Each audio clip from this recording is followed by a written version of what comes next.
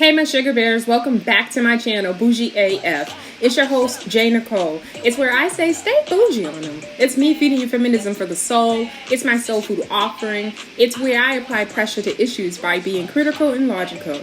Now don't forget to like, comment, and subscribe. Now let's get to the commentary where I can guarantee you I will be doing too much because that's just me. And like Sheree said, who's gonna check me, boo?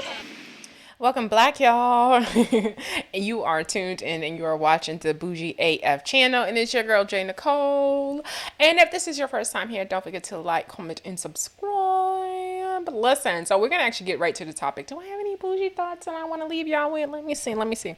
You know what? I got my phone open. I got Clubhouse open. So let's see if there is something here.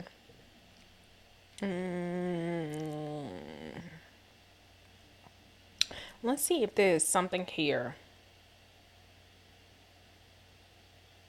So there's a room right now called Alpha Male's Mentality is a Dusty Ass Club. Okay. What could go wrong if we all vaccinated? We could all just die. So, I mean, unless we think that there's the ultimate Jim Jones sitting in a tower somewhere who orchestrated this whole pandemic and then came up with a virus that was going to take everybody out on Earth, and probably some selected few that he has reserved to continue the human species, what could happen? Is that what we want to think?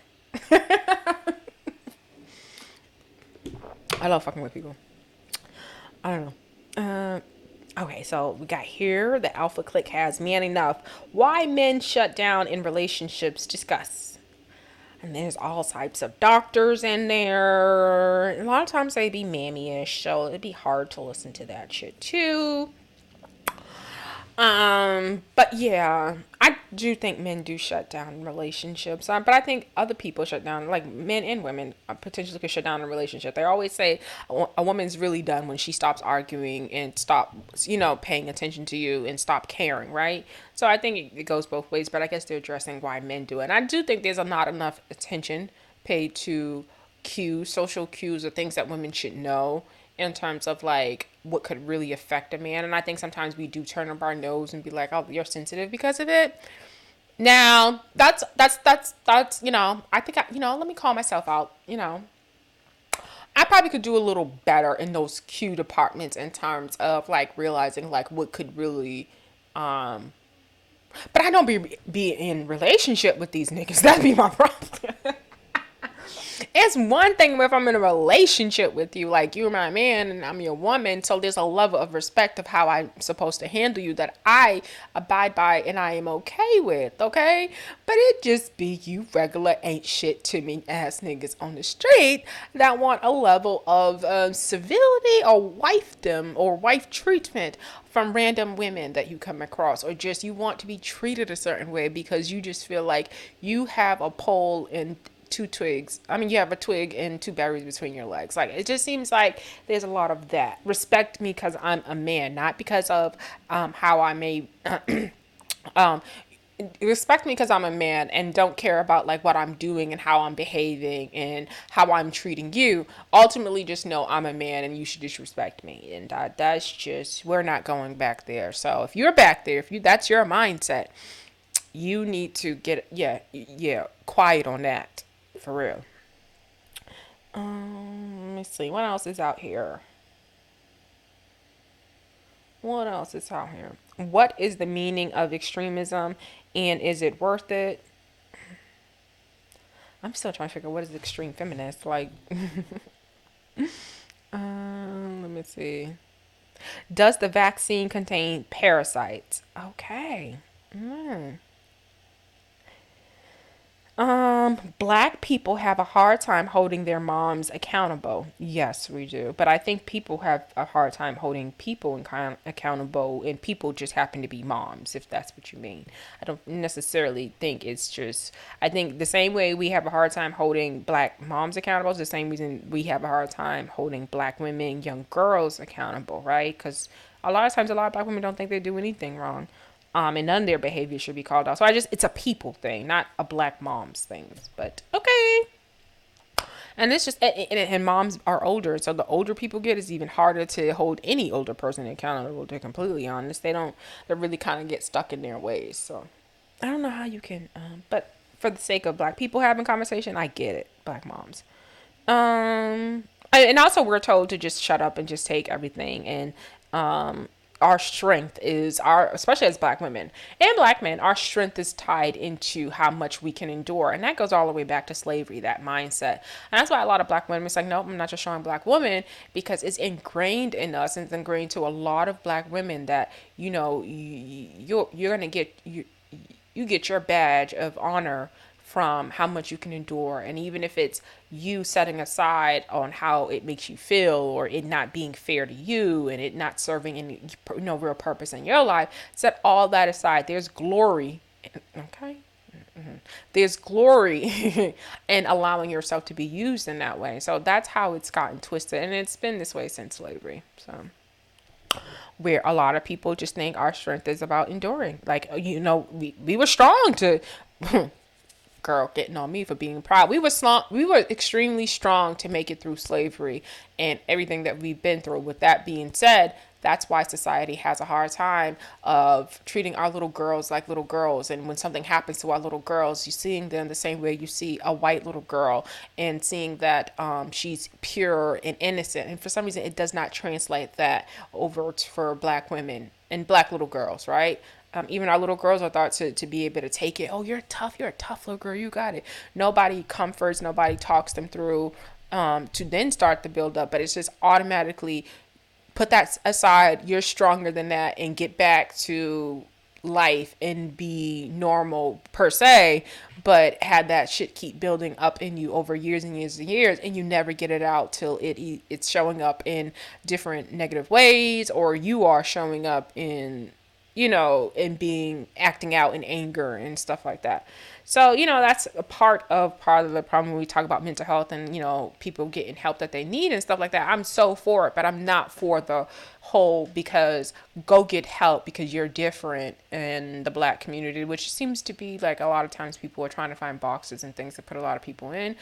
But, I think people think because if you don't like somebody, you don't like what they're doing or how they handle, you need to go get some help and heal from that. That's not going to show up how you think it's going to show up. And it shows up with people differently.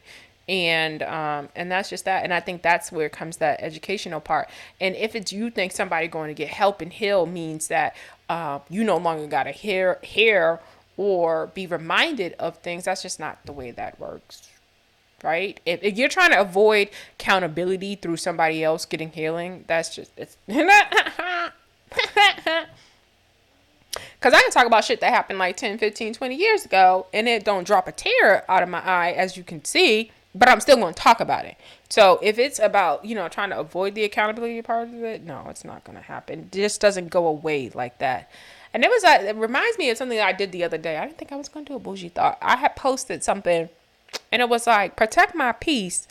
It's not the equivalent of protect my lies or protect me in my wrong, because I can't deal with it. And ultimately, I need to have peace so I can survive and be able to deal with life. And that's the sad part, where you have to inform somebody. If you've done something to cause strife and cause problems somewhere, the protection of your fucking peace is the last of the concern for anybody, like for that person, or like it's the last of the concern. You don't get to cause havoc and then to be like, ultimately I need peace, even from my bad behavior and what I may have caused. I need to live in an altered reality where I need to think that whatever I did was not that bad. That person's overreacting. They need to go heal and get peace. It wasn't that bad. No, that doesn't. It don't work like that over here, and it just don't work that in real life, right?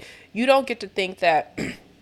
Minimize your actions and then try to look at someone and say, well, you know what? They do this and this and that, and they're this type of person, and think that absolves you from your actions.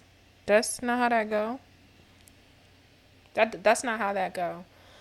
All right, so I guess, I don't know. I gotta go back and see how that sounds, but that's where I'm at. Like, those are my little thoughts of little things, or what I've been seeing. Oh, I'm sorry. We were talking about accountability and Black moms. So we were looking at the titles on Clubhouse. That's what it was. All right, what else is there? Let's converse. There'd be like these pitch rooms where you can go in and tell your ideas to people, but you never know who's sitting around just trying to still get some of that drip that you got. You know what I'm saying? And that's a real thing. And that's not to say you can be paranoid, but that's too much of an open environment to be sharing your ideas and stuff like that. I'm at the point, like, don't come around me if you can't intellectually, creatively match me, or at least be, forward thinking, right? Because there's nothing worse than trying to be like a forward thinking person and you be around people who still trying to do it the old way, or you know what I mean, and they can't perceive any new thoughts or any new concepts, and if they do, you're being a problem, or why don't you just go with the flow? And so you can't grow if you think that surrounding yourself with people who don't challenge you, there's no growth there. Right. And that's not creative at all. Like, you want echo chambers to your bullshit. And that's a lot of times what I be seeing on Clubhouse. People just want echo chambers to their bullshit so they can feel comfortable in what they're doing. Right. And if anybody comes around that says something different or is on a different vibe, they feel some sort of way about that. And I know that has been my case with running and working with different types of people and trying to come together and build something. If I'm coming at it differently than them, they feel challenged by it, right? But they also feel like you're trying to steal their shine and stuff like that. And it's just like, no, cream rises to the top. I don't want to be around nobody who can't take, okay, so cream rises to the top. And for some reason in certain communities, people think that how can I explain this?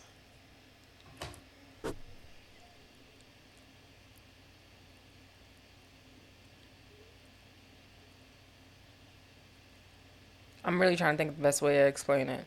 So I was a part of this organization one time, and it was an online radio station.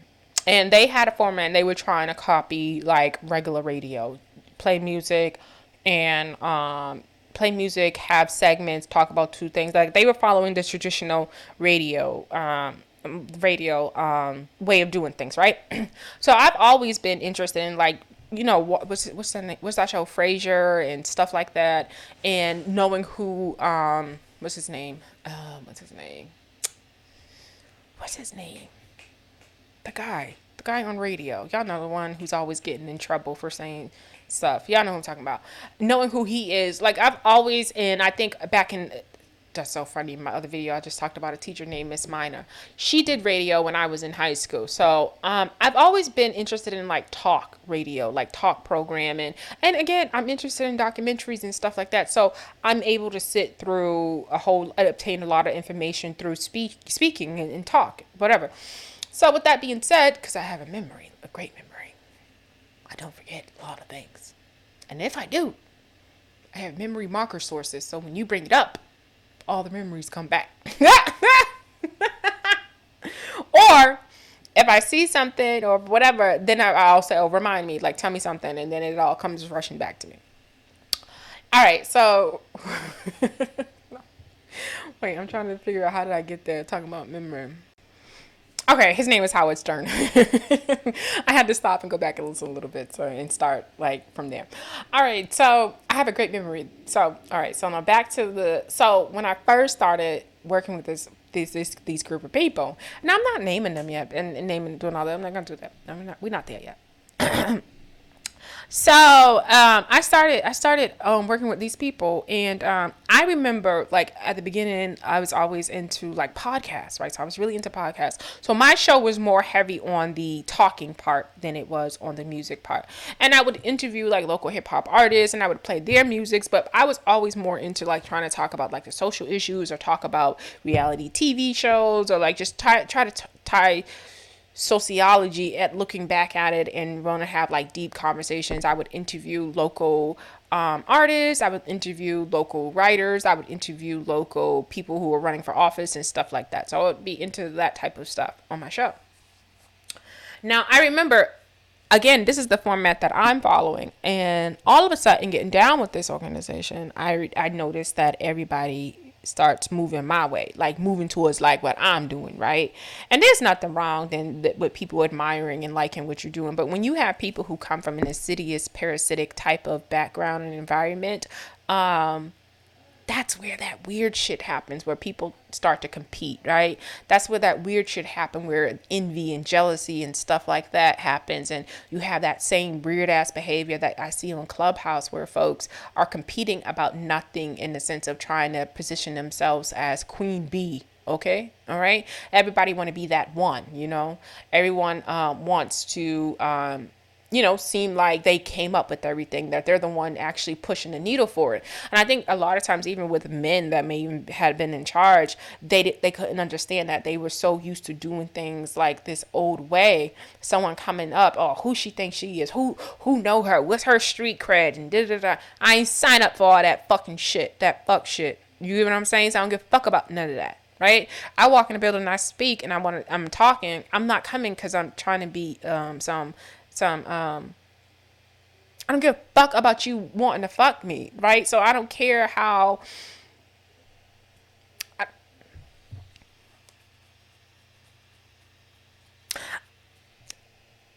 I'm trying to build something, right? So business wise, whether or not you like me as like a female you're interested in, right? Or a female that you want to be around in that type of capacity or whatever, that's not my concern. Like, I don't give a fuck about that. I think a lot of times when black men are trying to run things, there's too much shitting, eating where you shitting and eating where what is that? Eating where you shit at. There's too much of that goes on sometimes. I think the inability to critically look at things is sometimes lacking. I think ego is the problem. Not somebody challenging you or questioning what you're doing or have suggestions is disrespect. And so when you're in environments where someone thinks you speaking or challenging what they're saying because you think you have a better way is disrespect, that's a volatile situation. And on top of that, it's ignorant as fuck, right? That's not a sign of true leadership, right?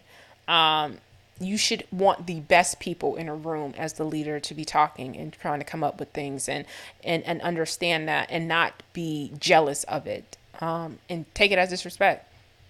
Right. So I think all of that happens sometimes with trying to work with each other and stuff like that and trying to build and all that other stuff. Yeah, that's what I think. But yeah, so, that was my experience. And I think sometimes that does happen. All right, so let's get into the topic, if we may. So I wanted to talk about this last episode it's been in the news about Condoleezza Rice visiting The View. Now, the View has also been also inspiring to me. It's also been something that also made me want to do what I do now. Like, it's always been The View. Like, from the very beginning, The View and Wendy Williams.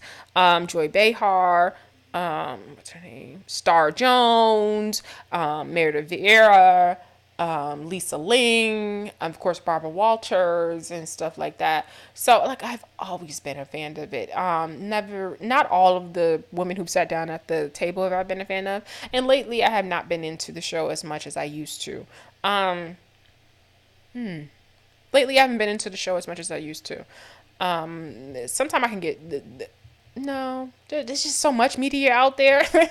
It's kind of hard to be tapped into everything. But when I seen this, I was like, okay, let me tell you, I want to listen to it, because the way Condoleezza Rice was on it, she's always been a stern woman who's always not stern but firm in her delivering her message. And I think I liked the clip because of Black women are always perceived angry when they're firm, like she was in this video.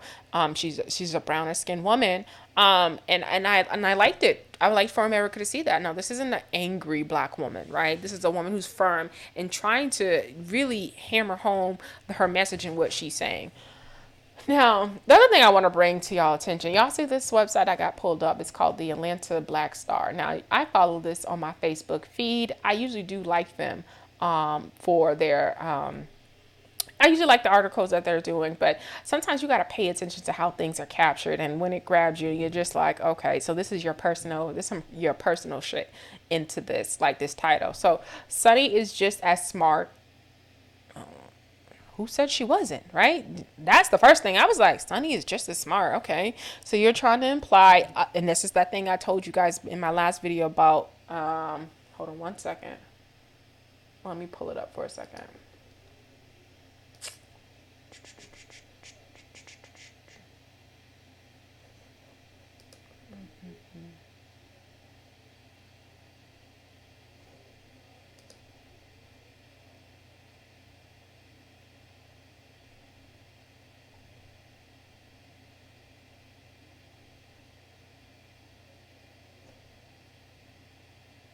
I wanted to see if this person was a man. At Tahabi.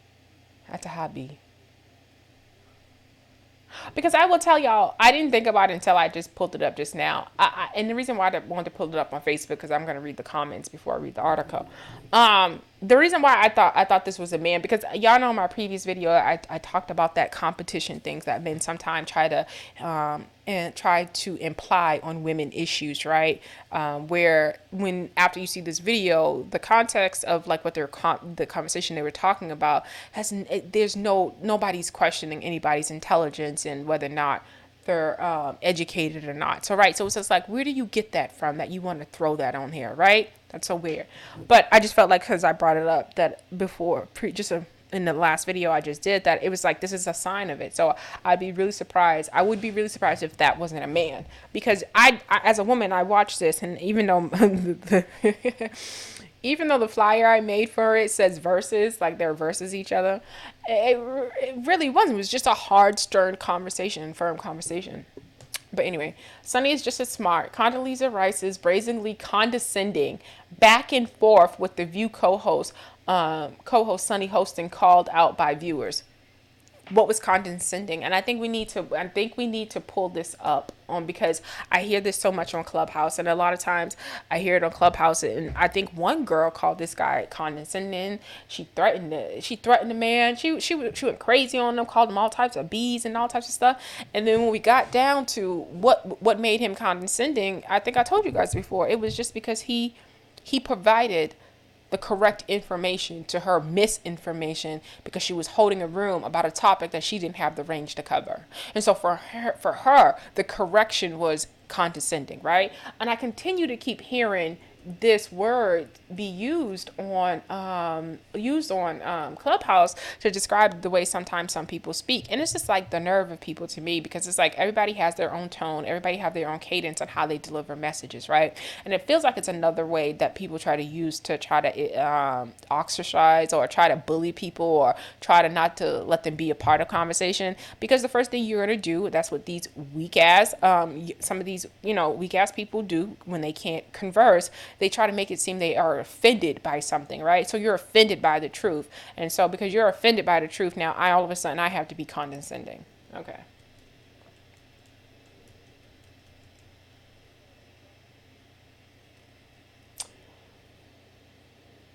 Okay, so it says here, let me see if y'all can see it.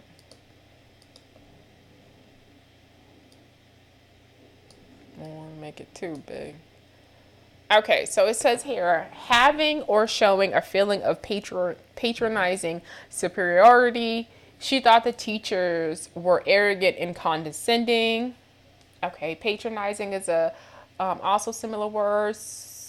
Supercilious, superior, snobbish, snobby, scornful. Now, remember I told you that stage I was on, and that girl was yelling at me for like 6 minutes. Like she was accusing me of being condescending of when I speak. And again, a lot of times this comes across, for me, it comes across like you just don't like my voice. You just don't like how I speak, right? I speak different than you, but your different is okay, right? Your weird ass voice and the tone and all that, your different is okay, but mine's is condescending, and so you feel some sort of way about it. Even though we as Black people kind of speak with tone in general, and sometimes when we're going back and forth, we do how we do, right? And so that we should know that about each other, but for some reason yours is okay, but mine's is a problem. Middle fingers to it all. I promise you that's how I feel about that. What does it mean when someone is being called condescending? Showing or characterized by a patronizing or superior attitude towards others. Okay. And like I said, that example I gave you guys, I had never spoken to that girl before. So for her to feel I have a superior or patronizing, she don't know what my attitude's like. And you really don't know what my attitude's like just because I may give my opinion on a stage before. But again, that's my prerogative, right? Who am I? I can come to a room and see and be, and I have came to rooms and then that same girl be in the audience going off on people and disrespecting people. She's the one who called another gentleman condescending because he provided the correct information. Now, me and him don't have the same type of tone. We don't have the same type of delivery, but he also was condescending, right? So this is the level of, and if this sounds like I'm acting like I'm superior or whatever, this is ignorant as fuck. And then I'm just going to call it what it is. You don't get to go around and just not be unwilling to take any correction and then try to, because you on your little feelings, because you got corrected, try to make someone seem like they're the bad guy in your life, in this narrative. No, that's not how that goes. The fuck? I sit and listen to everybody on it. Everybody talks with a little bit of something, right? Unless you ain't raising your hand and dropping expletives and cussing people out and stuff like that. No. Unless you're like cussing people out and all this other stuff and being like blatantly disrespectful, there's no way you can sit up here and say someone's being condescending. Like if someone opened their mouth and was like, you children, and they're talking to adults, that's very fucking condescending. Okay. Maybe if you guys read a little bit more, right? That's condescending. How about that wench that I was on the stage the other day? She tried to, give her opinion. She was like, I'm studying for my PhD and doctorate and all this other stuff. That's fucking condescending type of way of dealing with people, okay? Because she was trying to imply in a superiority to the people that she was talking to or addressing with a subtle shade. That's condescending, okay? But not this loose definition because your feelings is hurt or because you just don't like how someone speaks. That's not condescending. All right, y'all. But let's get back to the article. Right. All right. So that's really why I think that this is a man, right? All right. We ain't even made it past condescending. Back and forth with the View co-host, Sunny Hostin, called out by viewers. Okay. All right. So we have 1.2K likes. We got some laughs here. Ha ha ha ha's. I'm pretty sure. Yeah. 647 more people liked it. 351 people thought it was funny, and 146 people said, wow. Okay, so let's see what these comments say, because I remember this stood out to me. So, and I didn't like the way that, of course you can tell, I don't like the way. Hilarious to read these comments after reading those of another site. They gave glowing reviews of Rice's intelligence. Exactly. Perfect explanation of the harm in teaching CRT in the classroom. Ability to express herself against a panel of hateful women. Oh, well, Diane, why they gotta be hateful? Hateful women, everyone supported her completely. So what program were these people watching? Yeah, that's why when I read the title, and that's why it's so important. Like you gotta go deeper, right? You can't let people paint narratives or plant seeds in your head. And I think that's the other thing on Clubhouse that a lot of people don't get. They always want to quote these books and talk about, have you read this person and this person? And where there's probably some great knowledge in those books, and I'm not trying to say they're not, but at the same time, you see how phrasing happening, right? A narrative that someone else is painting for you happens. And so she's pointing out, she was like, you said this, but this is not what people see. And this is your own feelings that you're trying to place on this. This is not what we're So it's like really important to go in and question things and not just always accept what someone's trying to always accept what someone's trying to tell you. And doesn't mean you're trying to be difficult, but if God gave you a brain, I say use it. There is sufficient space for everyone. We need blacks with the advantage of having lived through the different time periods, and various blacks with the right mix to be able to speak, to deal with things appropriately. We also need those who cut to the chase and those who circle the point and then highlight them. There is room for all of us if we only make our talents available. I don't know what that had to do with anything. So maybe that's a response to something I can't see. We need everybody with those qualities. I think those type of qualities are needed in people, in groups, and in general. So I guess that's what his point is. Like, we need all of the different type of personalities. I just don't know why it would need it to be said, but I don't know. The View got what they deserve. They're always so hateful and tend to roll over their guests that they don't agree with. And she was honest and true and shoved it back in their face. Ooh, I ain't been watching, so I will say this: that Whoopi and them do have a very, there's a bravado of how dare you ish, and gotta always stay open for hearing something that may be different and that may challenge you. And so I think a lot of times, a lot of black people, they get in positions. I'm not gonna say, and I'm not talking about just Whoopi. I'm just talking about a lot of black people I've seen. They get in positions and they tend to think they are the almighty word and they are the black whisperers. They are appointed representatives to speak for the masses. And it's just like, okay, we know that you guys like to speak for us as black people, and that's fine. I like to speak for us as black people, but I also have to understand that I'm not speaking for all of us. And there is a different perspective and a different narrative out there that could add context and add to the story that needs to be told about African Americans and our experience here. So I think a lot of times, or black people and what our experience is, and I think a lot of times some people try to gatekeep it to their perspectives and their narratives, and it's just like, no, you're doing a disservice. You're doing more harm than anything, right? So Condoleezza Rice has a documented history of being problematic within the black African American community. What the fuck does that mean? And what is the what is the evidence? So let's go. It depends on what African American community that you mean. Ooh, yeah, I know she worked for the Bush guy, the second one. She was part of his cabinet. That's how we met Miss Condoleezza Rice. Now, she's always been a Republican. She's never held from that, but I've never heard her say anything problematic. She has her views on things, and they're a little harsher in terms of how she sees things. But I wouldn't say that she's problematic in the black community. I still say it's these mammy sons, but that's just me. CRT should be taught in classrooms showing the truth. I wonder how many black children were feeling guilty by the skin color, by their skin color, by being taught that they were less than, looked down on. Can only be janitors, housekeepers, and can only be janitors, housekeepers being put in special ed or not being taught at all. But at what age is a good age to be taught CRT? Some will experience guilt, but some will not.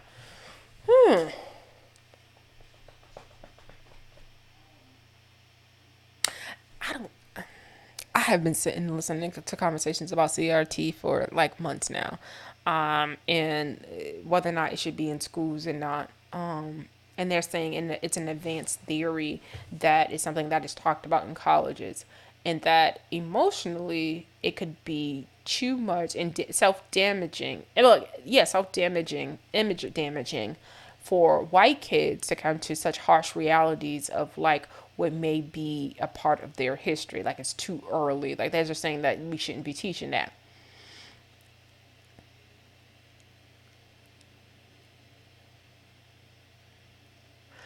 And it's not until reading this comment that I realized, so what are you teaching us on the counter end of that in terms of being black in America? That's what I think this person is trying to say. With being black in America, where's that same level of care about how this is impacting us, about seeing us being treated and being handled that way? Like, where's that level of attention for the black feelings about like what we're being shown? And why don't you not want to protect black kids from feeling inferior and feeling misrepresented the way that you want to protect white kids? And that's interesting.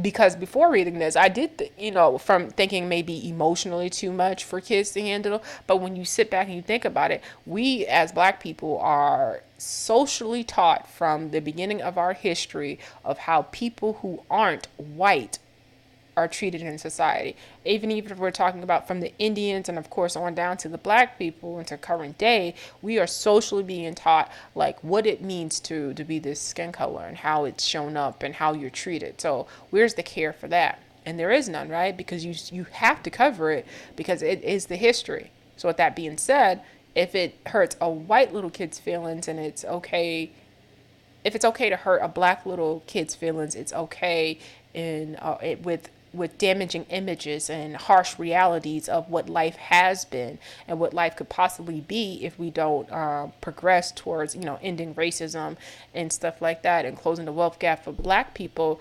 Why should they have an alternate reality of life just being great and feeling good about themselves and the Black people don't?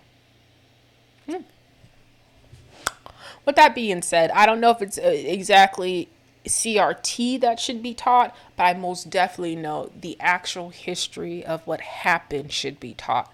And however someone feels about it in terms of it impacting them to be a better human being for having those feelings and experiencing and seeing what has happened, I think we want that, right? We want to inform our children so they can be better adults than the people before them. And so if that's giving them a little harsh reality early on in life, I think that's okay, right? I think we should be doing that anyway, because most of the time these kids are usually fucking more than we are about time before we even realize and know more than we know, right? These kids they're genius and get on these iPads and do all this stuff. So these aren't children of yesteryear. These children are really advanced themselves. So with that being said, I think people would be surprised on how much they can take. A lot of stuff has been normalized. A lot of stuff is not shocking anybody anymore, right? I think after some of these kids experience and seeing what happened with George Floyd and seeing the country having to come to a pause, what do y'all think these white kids are at home and not having to understand like why life has completely changed? Why people were protesting?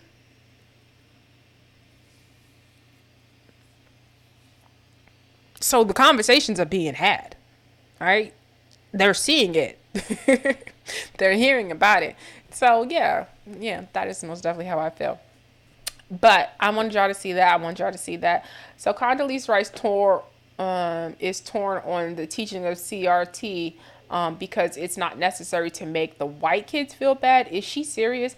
It's not about making them feel bad. It's about educating them in the attempt to quell racism. Yeah. And prejudice. It's up to them to stop racism, not us. Points are made, and you have to. Yes, that's, I most definitely agree. And like I said, it wasn't until I read that comment that I was like, whoa, if you're gonna provide protection, you don't think watching Roots? I didn't watch, like, we had the option of watching Roots with our high school, like I remember middle school, they were gonna show us the Roots series, and you had the option of not watching it or watching something else that was kind of just as that taught you something else. I forgot what you had. You had an option. If you didn't want to sit through Roots, you could watch something else, or you can get the lesson through watching Roots. It was either Roots or Amistad. It was one of those things. Whatever the fuck it was, which was blackety black slave-ish type movie, and like, I'm not sitting with y'all and watching that shit.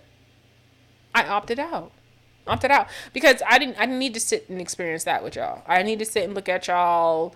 Oh my God, this really happened. Like, I didn't need to be a part of that. So I remember watching the in the other room, but at the same time, why did someone want to protect my feelings in watching those movies, or you know what I mean, having to experience that in school, and that wasn't thought of.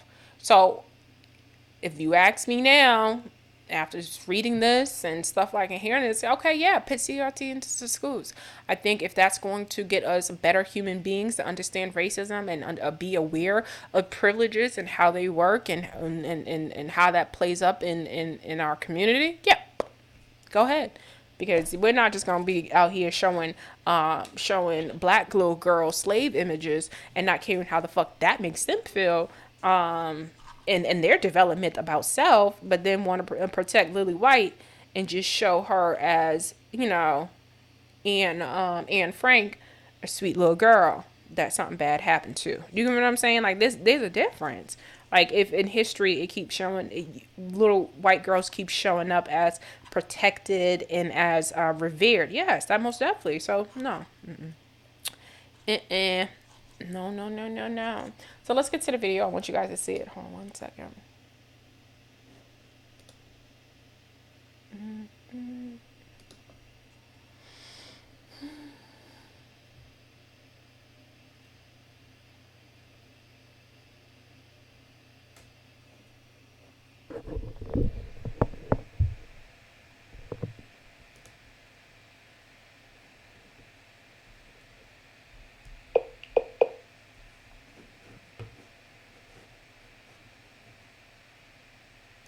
A subpoena to testify about his role in the Capitol insurrection, which could mean a year in jail or maybe even more, and perhaps a fine of $100,000.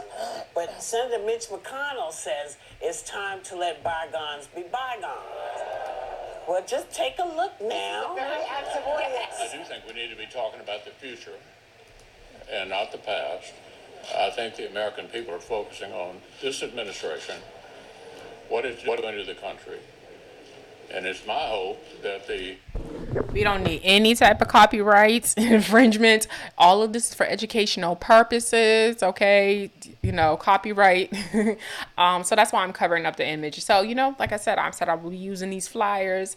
And we are talking about CRT. We are talking about Black history and it being taught the correct way. So this is a reminder of these are the things that you should take time to find more about on your local Google. Just go ahead and pull your phone up and go to that Google menu and just hashtag any of these things and learn more about these things. Now back to what we were listening to.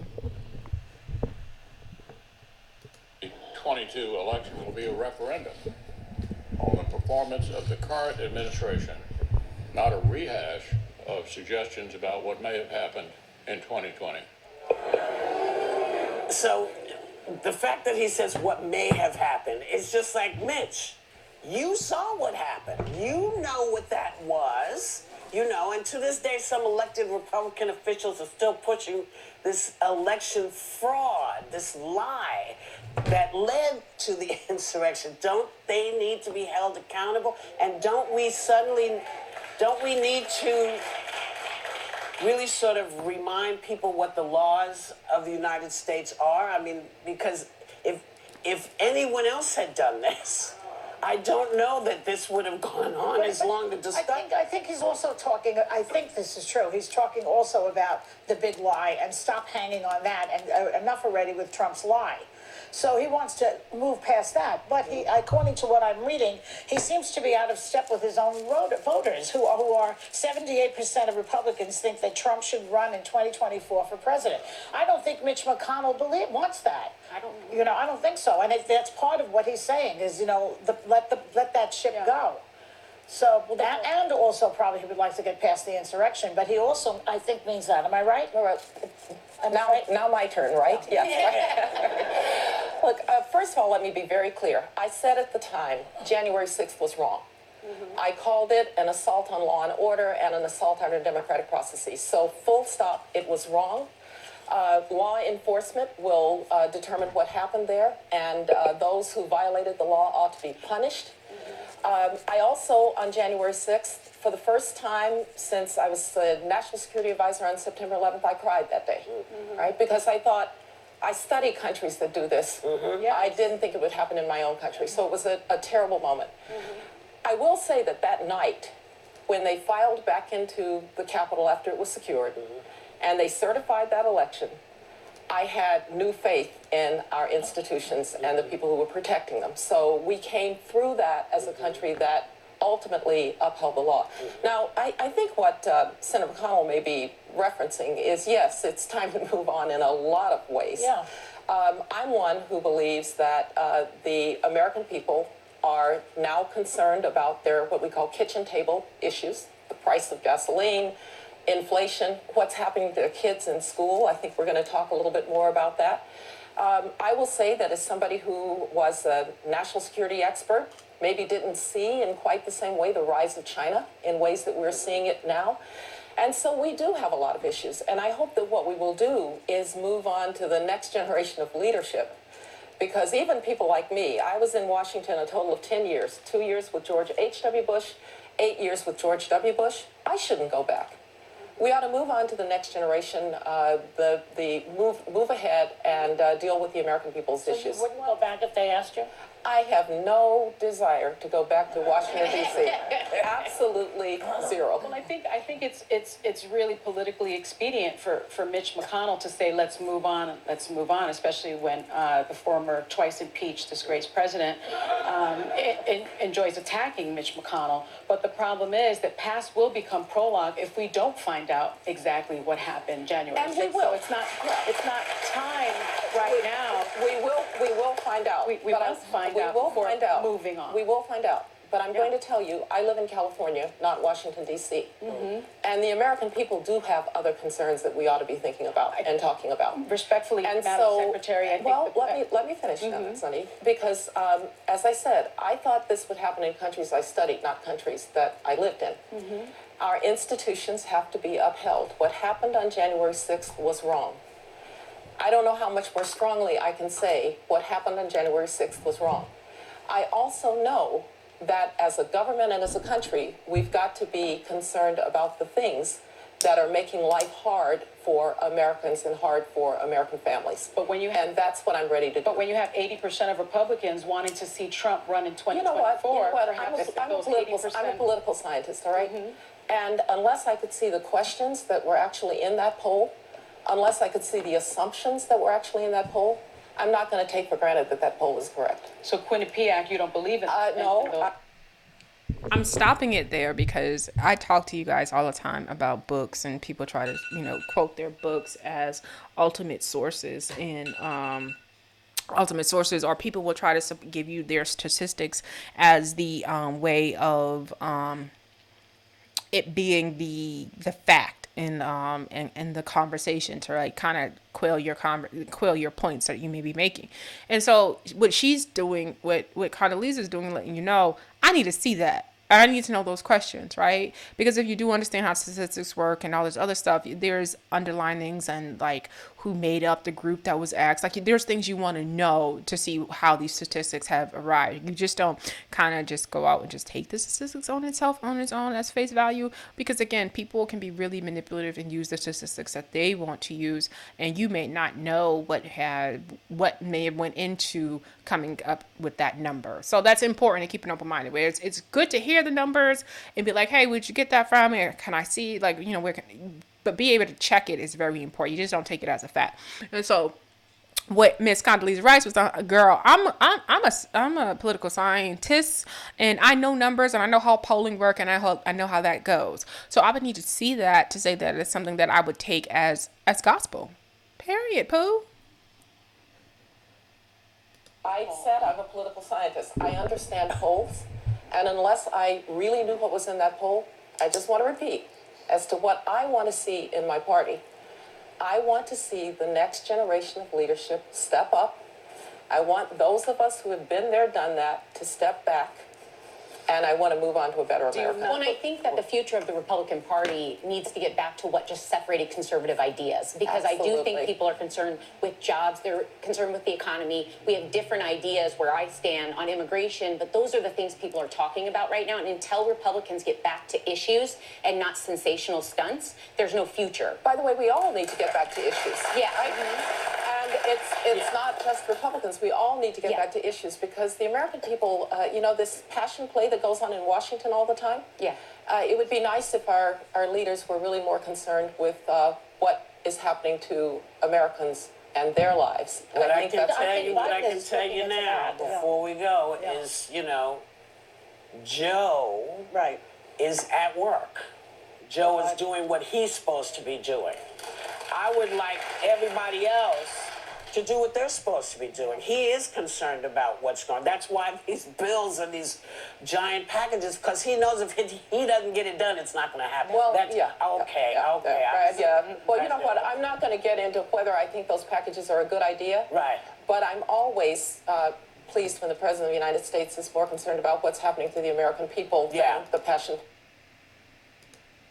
I wanted y'all to see her face, but oh, Condi seemed like she still got some fire. Why is she so turned off from DC? I gotta look up her age. Why are you so turned off? Like you still, she seemed like she's still on good age. She's like she should get it back in there. Let me see. We gotta figure out what's going on. Why Condi done? I want to know. How old is Condoleezza? She should still be out there. That sounded good to me. The reason why I wanted to bring that to you guys' attention, I think it's really important to pay attention to what she's saying, and I totally agree with her. I think we are January 6th. I agree that from them Birmingham, Alabama, from my people's hometown. You know what I'm saying? But I think yes, we are very concerned about January 6th. But I think sometimes what a lot of these shows and a lot of these like media personalities do, they kind of sensationalize like the easier topics and kind of really. They just kill it, right? Because we see that violence. We know people died on January 6th, and that's something that people should be held accountable for. I think there has to be an ultimate level of respect when you're speaking to someone like her who still has friends in Washington, D.C., who probably gets a lot of high-level information that we don't have access to. So when I see her trying to say, this is what I'm concerned about, and then on top of that, what I can admit to you from my time, and I think that was not paid attention to because, again, the View co-hosts don't want to get into the mud, right? What she said was, what I did not pay attention to at my time in office was the fact and the rise of China. So I can say we overlooked that, and she quickly moved on. But that was all I needed to hear her say. I also hear that continuous type of tone of there's just other shit out here that we're concentrating on, and I hear that coming from Joe Biden too. So I think we need to pay attention to what they're saying because I absolutely believe that there's just more significant things right now that's more important. We're talking about inflation. We're talking about the supply chain being messed up. We're talking about the fact that my niece was in school and she's getting rotten food, expired food. Yeah, we're talking about that, right? We're talking about the fact that I don't even want to go out to a lot of restaurants anymore because I don't think people are having the freshest food that they're preparing for you. You guys have to be cognizant of that. Like, so gasoline prices, jobs and other stuff. Like all of these are the things are the major concerns that we have right now. And so January 6th, yes, I want everybody involved to be going to jail, all that stuff. But at the same time, let's not get to the place where we're not having the other conversations because we just want the moment of that heartfelt tearjerker moments that come with death and that comes with the sensationalism of like a violence that had happened there. I don't know. It just seems like for the media, the sexier story is January 6th. That's something that's easy. That's easy for people to get into, right? So I think that's why they were trying to hold on to it. And Condoleezza's like, listen, man, this is not what people are talking about right now. People are worried. Okay? Our kids aren't getting the food they need. We are supposedly the richest superpowers country in the world, and we don't have we can't get supplies to our schools. No. So I totally agree. So I think, pay attention to when certain people say certain things. If she tried to direct our attention somewhere, I'm going to pay attention to that. She's one of those people, she doesn't, you know what I like the most about her? She shows up with a purpose of having something to say. And she only shows up with a purpose of having something to say. She's not someone, I don't really like small talk all that much. I know it's hard to believe. But if it's not like, that's why I really don't go into a lot of the rooms that don't have like titles and stuff like that.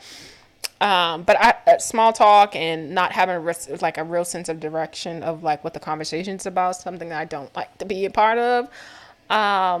Especially with strangers. I'm always talking about strangers. I'm not never kind of really talking about people I actually know. But like interactions with people I actually know.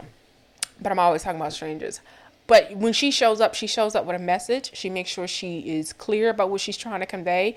And she's not showing up as like a personality in sense of trying to like just, she ain't showing up talking shit like I may show up talking shit. It depends, right? Like what type of conversation I'm trying to have and what conversation's being had. But she's never showing up to just talk shit. Like she has something that she wants to say. Like she has something she wants to talk about. So I'm going to pay attention to someone like her. Let me think. Yeah, I'm going to pay attention to someone like her. She is 66 years old. I did not know that. She looks amazing. She looks good for her age. Go ahead, Condi. Wow. No wonder why she's just like, listen, I'm in California. I'm just retired and traveling and living my best life. No, Washington D.C. I don't even want to be near Washington D.C. Like, what is that? Who is that? But yeah, I wanted to bring that to y'all, just to bring y'all to attention, to go back and take a look at that. I think I think it was a great interview. I think those points, I don't agree with her point on CRT. She's still somebody I admire. You can disagree, like I have in this video. I disagree with her points on CRT. After reading those comments and coming to my own conclusion about that, I think it can be taught. If I have to look at us in pigtails and getting raped by master and nobody giving a fuck how I feel about that, then yeah, y'all need to see your grandpappies and your uncles and what they were doing back then, okay? Period, poos. All right, y'all, you know how we do it here. Y'all keep it bougie as F. Y'all keep it posh as F. And y'all keep it black as F. And I'm out. Bye.